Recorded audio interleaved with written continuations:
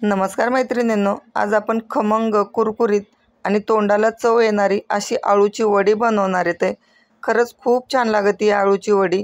एक नंबर लागती आणि दिसायला बघा किती छान झाल्यात आहे, तशाच खायलाही छान झाल्यात आहे. एक नंबर झाल्यात आहे आपल्या आळूच्या वड्या. मी इथं 2 प्रकारच्या आळूच्या वड्या बनवल्यात. तुम्हाला कोणती पद्धत आवडली ती मला नक्की सांगता.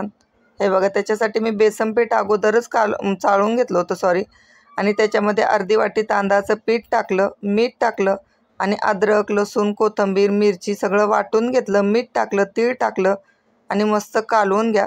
वरून मी हळद टाकली आणि जो मिसळ पावला मसाला बनवला होता ना मी, तो टाकला. म्हटलं काहीतरी त्याने वेगळी चव येईन.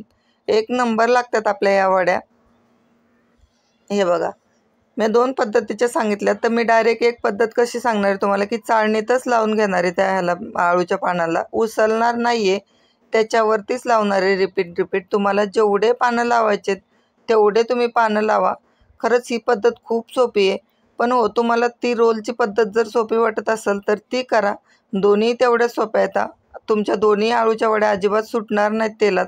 एक नंबर होती ही वडी. आणि हे बघू शकता तुम्ही, माझे पानं सगळे ऑलमोस्ट लावून झाले ते. आणि आपण त्याच्यावरती आता तीळ टाकू. हे बघू शकता तुम्ही, एकावर एकच पानं लावायचे ते, त्याला हलवायची गरज नाही आहे. आता मी इडली पात्र ठेवले, पण पाणी उकळल्यावरती त्याला आळूच्या वड्यांना खालून लागायला नको म्हणून मी मोकळंच इडली पात्र त्याच्या खाली ठेवले आणि मग आळूच्या वड्या त्याच्यावरती ठेवल्यात. आता परत मी रोल करून दाखवते तुम्हाला. हे बघा, आलटून पलटून पानं टाका आणि तीळ टाका त्याच्यावरती. या प्रकारे रोल करा. मी 4 ते 5 पानं लावते, जास्त पानं लावत नाही आहे. हे बघू शकता तुम्ही, अशाही खूप छान लागत आहेत ह्या वड्या. ही पद्धत माझी आई करायची अशी, आणि ती पद्धत आमच्या शेजारच्या मावशी त्या करायच्या. एकही पद्धत त्याच्यातली माझी नाही आहे. दोन्ही पद्धत, एक आईची आणि एक आमच्या शेजारच्या मावशी येतात त्या करतात. त्यांच्या खूप आळूच्या वड्या मला आवडतात. म्हटलं चला तुम्हालाही शेअर करू आपण आज. हे बघा, थंड झाल्यावर ते त्याला काढून घ्या. एक नंबर झाली आपली, अजिबात खाली चिटकली नाही आहे.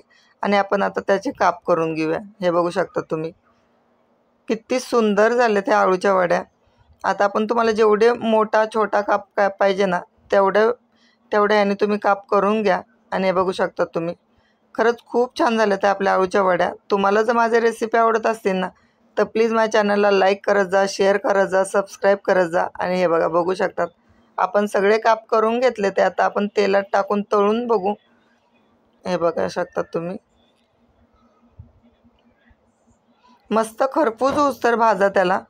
हे बघू शकता तुम्ही, एक नंबर झालं त्या आपल्या वड्या. दोन्ही प्रकारच्या वड्या मी तुम्हाला तळून दाखवणार आहे. आणि हे बघू शकता तुम्ही, दुसऱ्याही वड्या मी टाकून घेतल्यात आहे. एक नंबर झाल्यात आपल्या आळूच्या वड्या. हे बघा, दोन्ही प्रकारच्या मी तुम्हाला आळूच्या वड्या दाखवल्यात.